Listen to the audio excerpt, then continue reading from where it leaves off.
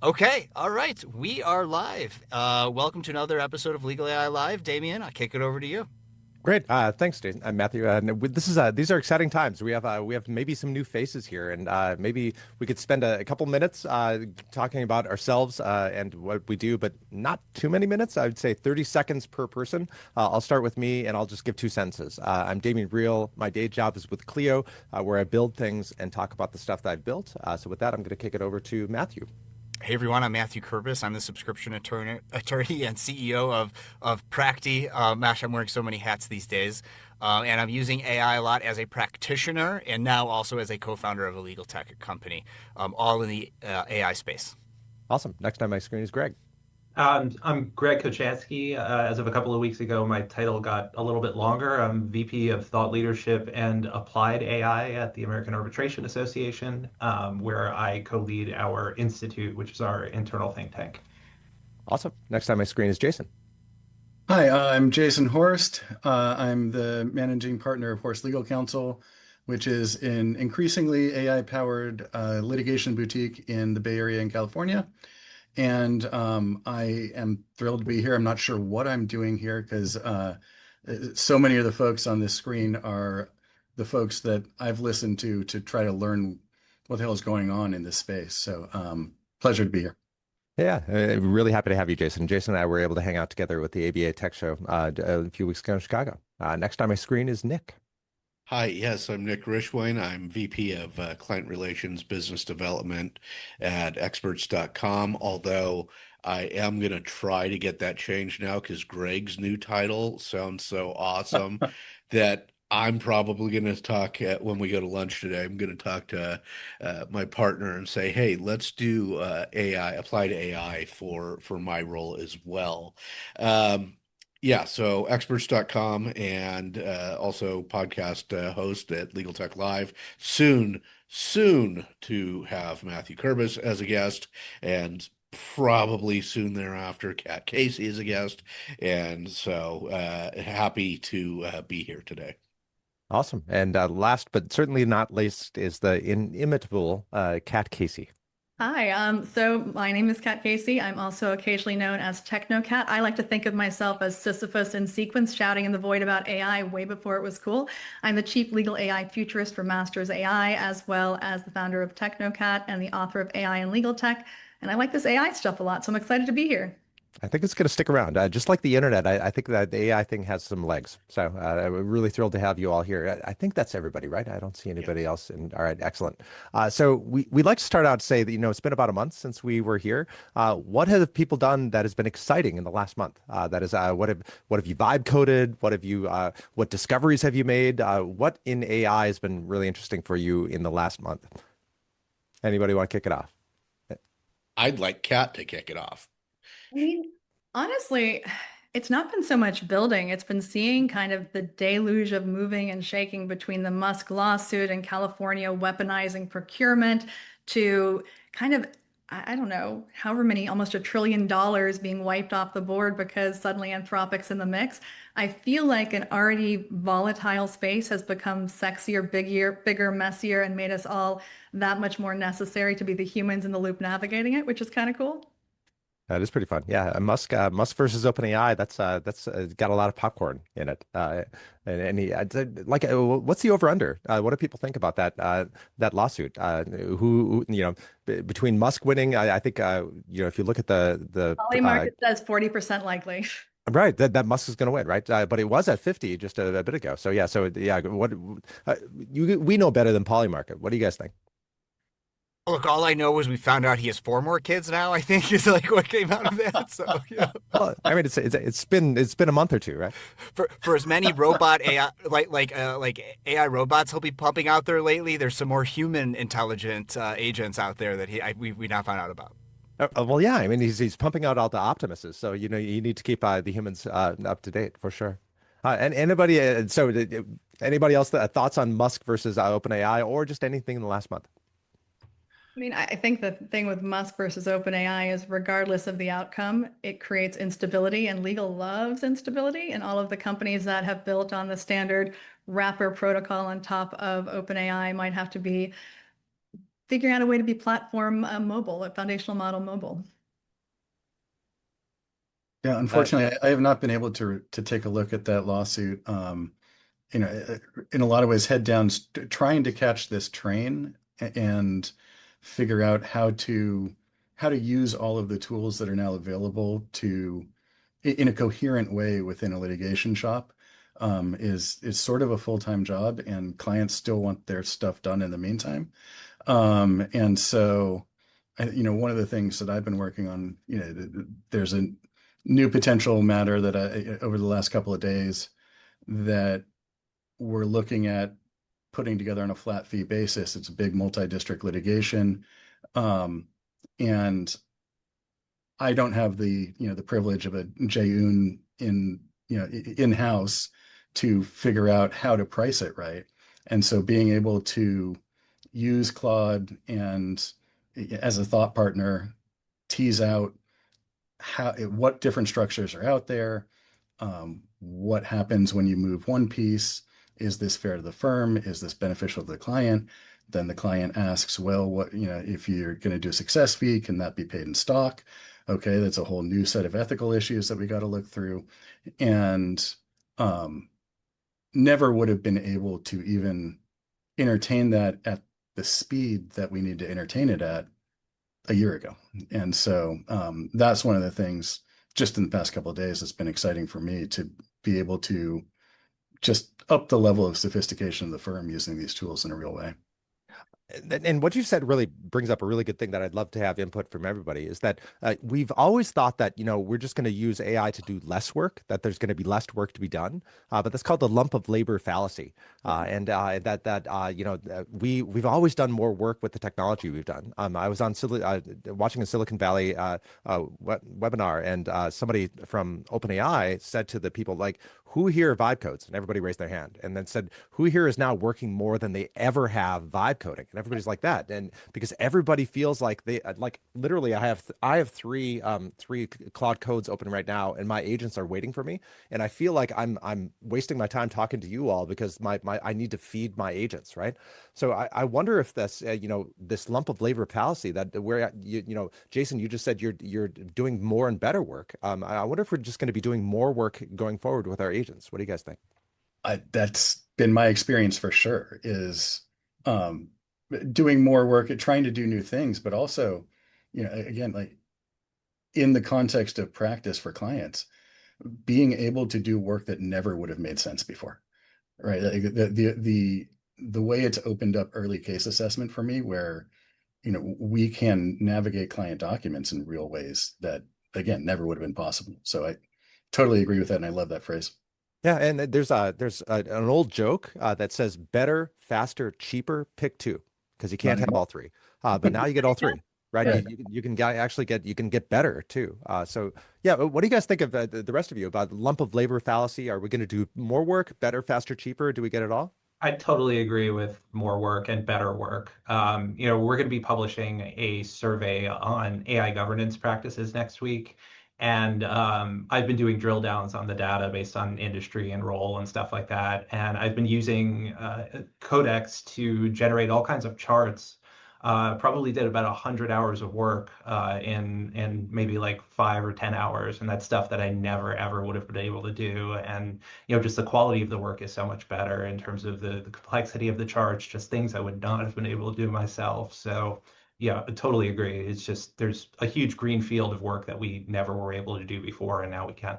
Awesome, I 100% agree. agree with a caveat, though. Like, I think the caveat is we're kind of seeing a hardening of a class warfare between those, not that have and don't have access to AI, but have that acumen and the ability to leverage it at that higher scale. I mean, I think that McKinsey was saying there's like a 56% premium for people that have at least 6 months of in the trenches experience. And it's interesting because when I go and I speak regionally at the Masters AI, the delta between not access, everyone's got access now, but between effectively using building agents, leveraging, scaling, and those that are dabbling is massive. And so I think that the lump of work fallacy is definitely a fallacy, but there's a widening gap that is starting to get concerning. For sure. And people that are bringing knife to a gunfight should be watched out. I've talked, I think, in this pod before about my next door neighbor that wants to build a fence right, literally 6 inches from my house. No, Damien, And you've never mentioned it. You're not upset about it at all. not at all. Well, so we're in the lawsuit, and the opposing counsel accused me of AI slop, of doing AI slop, and I said, hey, dude, like I like if I wrote that 20-page brief with Robbins Kaplan, you'd say that is a stellar bulletproof brief. But because I used AI to have all the non-hallucinated cases, statutes, and regulations, and a fully bulletproof in this way, all of a sudden it's AI slop. But no, it's like you are just bringing a knife to my gunfight. I think that I think our profession needs to figure this out. And speaking of profession, we have another legend on our screen. Ernie Svensson is on our screen. So, well, Ernie, we all introduced ourselves. Why don't you introduce you for those who don't know you? And you're currently muted, but we look forward to hearing you. I'm an attorney who no longer practices law, and I moved to a 55 plus community in Florida, modeled after Jimmy Buffett, Margaritaville. So that's what I do. I look forward to being 5 o'clock somewhere. And you're wasting the day away with us. I am. Can I swap with you? I'm jealous. No, come visit anytime. It's a wonderful place to be. But no, I've enjoyed what you guys have been talking about, and I had not heard the phrase lump of work fallacy. So of course I threw that into perplexity so that I could catch up, and Nice. now I'm caught up. But I agree. Like I don't feel like I do less work, or I feel like I do work that I otherwise wouldn't do. That's part of it too. Work that I didn't enjoy, or that I lose the thread on because it was too low level and I just couldn't keep the hamster wheel on it going. I gave this example to my group earlier that my daughter gave me a couple of years ago this gift, which was very thoughtful, called Storyworth, where you write up your story and then it becomes a book and you share it with your grandkids. Great idea. Love that idea. But I didn't write it because it was just too much work. I really wanted to, but it was a lot of work.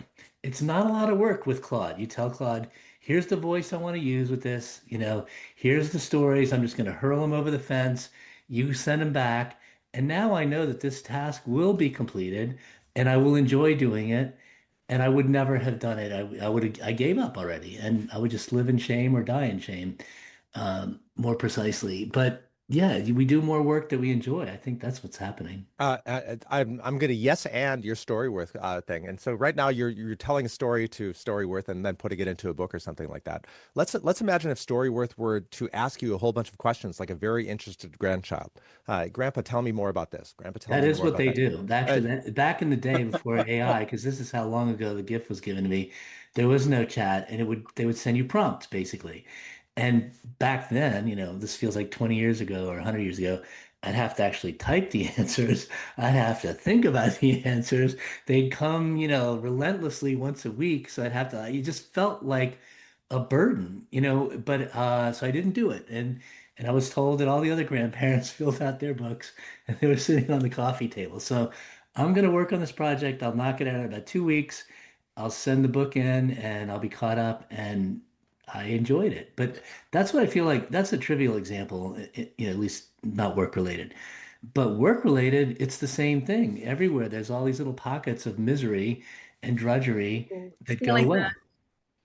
Yeah, I'm going to add to what he said there about the misery and drudgery that's being eliminated.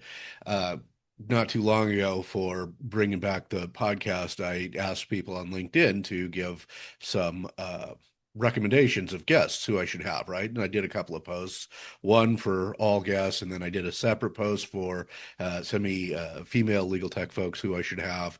And so then everybody put these into the posts, and I thought, I'm just going to follow up on these posts, right? I'm just going to bookmark the post, and I'll go back to that to look at the recommendations. And then I was like, maybe I should put this in an Excel spreadsheet. And I started thinking, I'm going to have to copy, come in on Saturday. I'm going to have to put, these. So I used the Claude extension. I was like, Claude, can you turn this into, a Google Sheet for me real quick? And I'll tell you what, fantastic. It was excellent. It turned it into turned both those posts into these Google Sheets that I could refer to, get the company name, their role, their name. I could have gone into more depth, but I thought I just need to have the name, the company, their role, and their LinkedIn profile URL. Nailed it within a very short amount of time. Now I'm testing that out on on our site as well, on experts.com, to see what we can do and what we can't do with that. One of the things that we learned that was working great against the scrapers was that Claude was not able to steal our email addresses for our members in mass because we have that kind of masked a little bit. And so that was both of those, and so that's the thing. Yeah, honestly, Damien, where I'm having the trouble is where I have to be on a task that and then go, you know what? I need to see if I can improve this task with Claude, right? So sometimes you're just in it so much in your natural workflow that you forget maybe I can do this better and faster. And I think that's probably slowing me down more than anything is remembering there's a better way to do this. Yeah, and It's that the opposite. Like it's every time I'm like, start with the AI and have to remind myself, I have all this institutional knowledge and skill. I'm actually kind of good at some of this stuff too. Like, don't just rely on the robot. Right. Yeah. yeah. So go Yeah, ahead, so Daniel. and Nick's demonstration is this is evergreen, this cartoon, that we all have to remember, oh right, we have wheels now. We Yeah. don't need to be dragging things like in the past. And another friend has a post-it note on her monitor saying, can AI help with this? And the answer is always yes. It's Of always course. yes. Yeah, of course, everything we And do is also, based on words. I can't remember if I discussed this one or not, but in a class that I was taking. Now, I've dreaded doing PowerPoints for all my life, right? I've never enjoyed it. I'm not artistic. I don't make them look pretty. So that was always a nightmare anytime I had to give a presentation. In a class that I'm taking for my own edification, one of the things that they wanted us to do as an assignment was take our research paper and put it into and turn it into an 8-slide PowerPoint. And I was like dreading that was what I was going to have to do. I put it in Claude. I was done in 90 seconds. It was perfection. It was better than any PowerPoint I've ever made. It looked better. It flowed better. I will never make a PowerPoint again. And I think every in my attendee is going to be happy about, that you're going to have, everybody's going to have beautiful PowerPoints now. We don't beautiful have to go through PowerPoints. this Yeah. And on top of that, that's just the misery that I think Ernie was talking about. To me, the making a PowerPoint's always been a miserable experience. And then trying to make it look decent has always been, kind of a miserable experience. But now I just know I'm never going to do that again. Well, That's low lift work that I don't want to deal with. even if you are, I do consider myself artistic and, don't mind putting PowerPoints together. But I'm persnickety about, the way I put them together, and not spending an hour or even two putting together a good looking PowerPoint, instead spending 5 minutes, like that. Everybody will take that win, right? Yeah, I mean that allow me to work on something else. Allow Right. me to work with my clients on some issue that they're having, or do some reach out, or we do more community engagement, which we've been spending more time on monthly with our customers, that kind of thing. I now there, if I have to do a presentation, I just remove that headache from the presentation. This is the stuff I want you to use. Do it as a project in Claude. Here's the sources I want you to use. I need you to create a PowerPoint for me. I'm doing it for Forensic Engineering Association, or I'm doing it for the Private Investigators Association. This is the AI for expert witnessing for such a group. Here's the information I want you to use. Create it for me. I'm done. I now present on it. So that brings up a really good thought. Like, we can now take ideas and make myriad outputs. Here's a bunch of ideas, make it an article, make it a PowerPoint, make it a talk, make it a LinkedIn post. And so really, you all, like me, probably have a whole list of ideas that you're just brain dumping. And now each of those ideas can become actually something that is worthy of going out in the world. And so that's thing number one. Thing number two is about, same thing with software. That 10 years ago, somebody says, "Oh, I've got this great idea for software." And I'd be like, "Yeah, I thought of that in 2014, but it's really expensive to do this," right? So any jerk can have an idea, right? But it takes a lot of work to be able to put it in production. But right now, the idea, you vibe code it, and then it becomes reality. So thoughts from anyone on the panel saying, take an idea, turn it into a PowerPoint article, LinkedIn post, take an idea, turn it into software. Like, where do we end?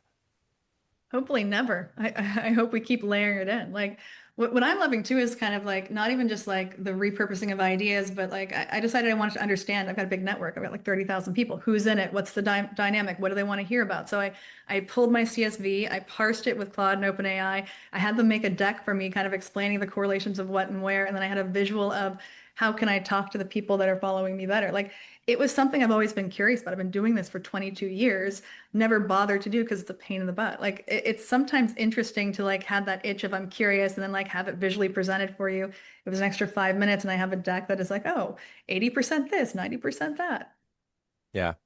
That's amazing. Yeah, and data analysis is cheap these days. You don't need to have a quant to do work. Other thoughts from anybody else on turning ideas into reality?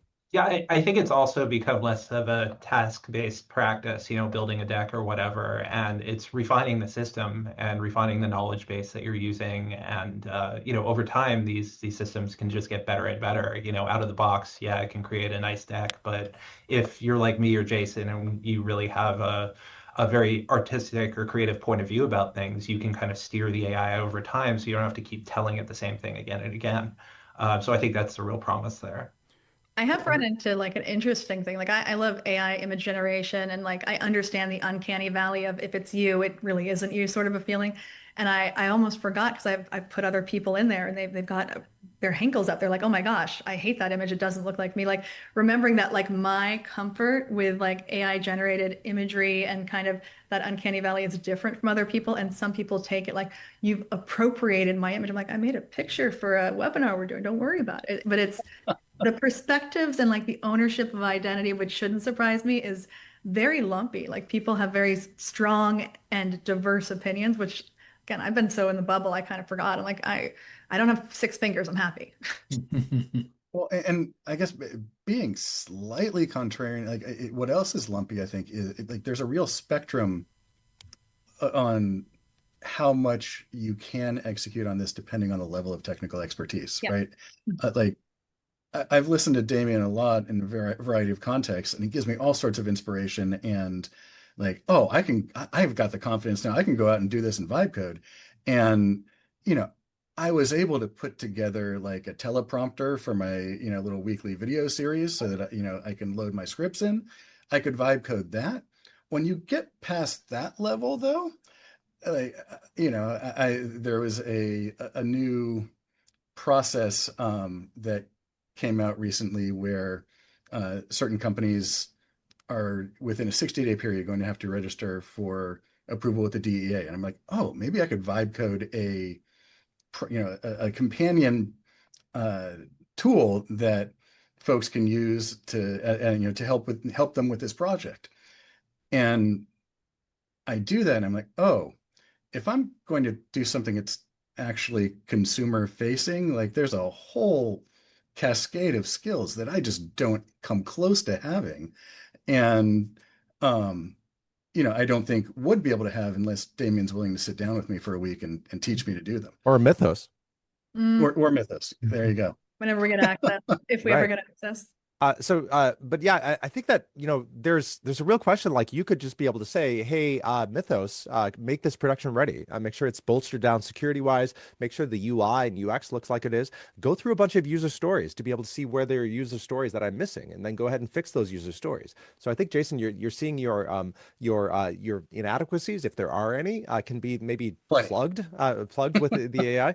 But this actually goes to something that when I was at Stanford 2 weeks ago, the Robert Mahari is one of the best coders in the world, I'd say, in legal tech, and he was talking about how AI can really brute force the ideation sphere. That is, it can essentially do all the ideas, and then the AI traverses them, and then we choose which of those ideas works best for us. And in this way of us choosing, we're kind of like Rick Rubin, the producer, that said, I'm a shitty musician, but I have good taste. And so I wonder if, as AI traverses the idea sphere, whether we lawyers are just going to be, our good taste is going to set, my good taste is going to set me apart from Jason's good taste, is going to set apart from Ernie's best taste. Like, what do you think of that? That the AI just kind of traverses the sphere and we pick what we like as far as our taste. Damien, you have to get out of my head on the taste thing and on a lot of other stuff. Okay, like so Kat had me come and speak at one of the Masters AI conferences, the one in Chicago, and my talk was called "Curation and Taste Are Your Superpowers," right? Not the AI giving us superpowers. And so I think a lot of it comes down to taste, and some of it is too is like people just sometimes don't know what they want. Right, and so being able to give them taste, having taste, like I learned in my early days teaching CLE, 4+ years ago. I used to say, here's all the tech that does scheduling. Here's all the tech that does this. But like lawyers, they don't want to go out and research a bunch of stuff. They want you to just tell them what works. They want you to exercise some taste on like what you like, and they might like it too, and then they might not, and that's fine. I think this is why like a content creator could be like kind of a job, because that's people like having taste and being an influencer, right? Yeah. For me, recently I started using a tool called Marbleism, and I actually found out about this. Like I like to say, for my law firm, for my clients, I advise at the intersection of law, business, and technology. But one of my clients reached out to me and said, "Hey, we started to use this tool, Marbleism. Let me tell you what his business is." I mean, he's got multiple businesses, but the one he wants to use it for is he has a company where he like licensed some truck that cleans garbage cans. Okay. And he wants to make sure like the online social media presence is maintained without having to hire another person. So he found this tool, Marbleism. like Well, it it. also has a lot of other tools as well. One of them, by the way, is a legal assistant. Okay. But there's 6 personas that it's pre-built for you, and it's got skills like you could build out in Claude. But maybe I don't know how to build out skills in Claude. Well, guess what? You don't. You get this template of a starting point. They've all got personalities and names and all these things. And as you work with the tools, it changes the skills to adapt it to what you want. So they've curated this experience with this taste. It's $288 a year. Okay? Right? Like, it's priced right. What is my time worth, even though if I'm not billing by the hour, like what is my time worth to not have to learn how to create skills inside of Claude? They priced the tool right. It is an amazing idea. I think a lot of this is going to come down to, I don't know how to do this, or I don't understand, or I don't have the taste. Give me a tool that helps me do it, and there's a business play there. Software is not dead. I want to build on the taste, though. I feel like, much like judgment, people are almost starting to outsource their taste completely, which is leading to homogenization and the whole dead internet theory. So I think there's going to be a premium on eccentricity or weird or something that is an outlier that feels more human in the context of all of this. So I try to very much, like, even when I'm using all these tools, like, I'm militant about, no, lean into this voice, because otherwise it becomes this undifferentiated mass of true AI slop. And so it's interesting. I think it's an inflection that's making the human in the loop more important, but only the human that has not fallen the Dunning-Kruger effect and believing the AI no matter what the output, and are curating it and evolving it to sound more human, or at least more like them as the human. It's an interesting inflection point. I feel like we've kind of hit the tipping point around that in the last really month or two, where it's like just such a deluge, and you're like, it's not the M dash. I can just tell by the flow, the word choice, the antithetical parallels. Like, it doesn't have like a human layer on it, which is interesting. I didn't think it would happen so quickly. Keep Claude weird.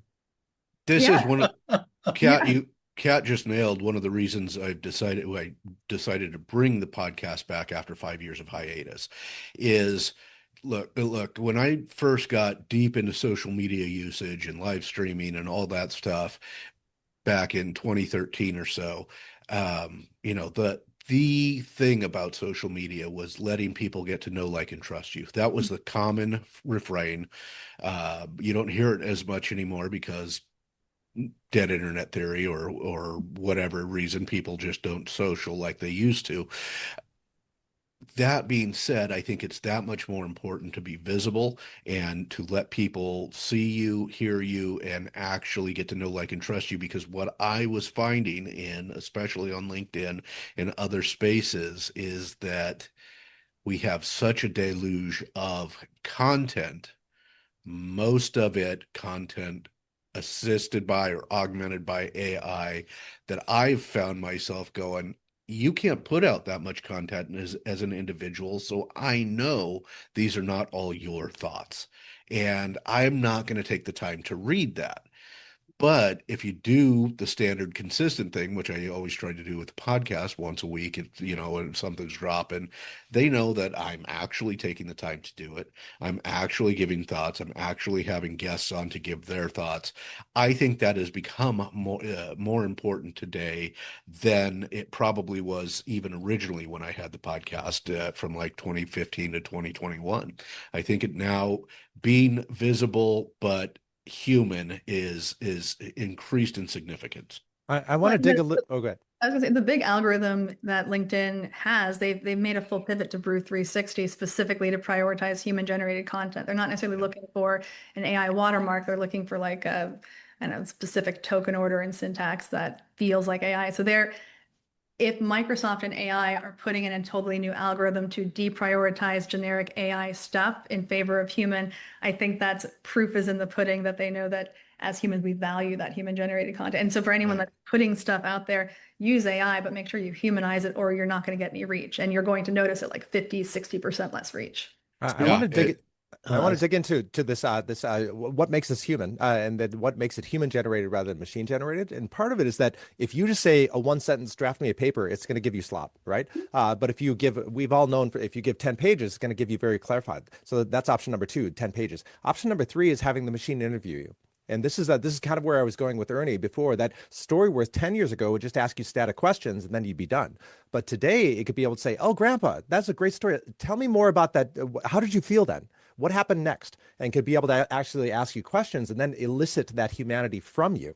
And so in the same way, that could be done in legal intake. You could be able to say, "Oh, tell me more about this legal element of this claim, because you're missing this fact that needs to be proven to be able to prove this legal element." And so I wonder, like, what do we and same thing with software. Like, I think I know what the software is until it says, "Okay, do you want to use JSON or XML? Or do you want to use SSO? Or do you want to use this other thing?"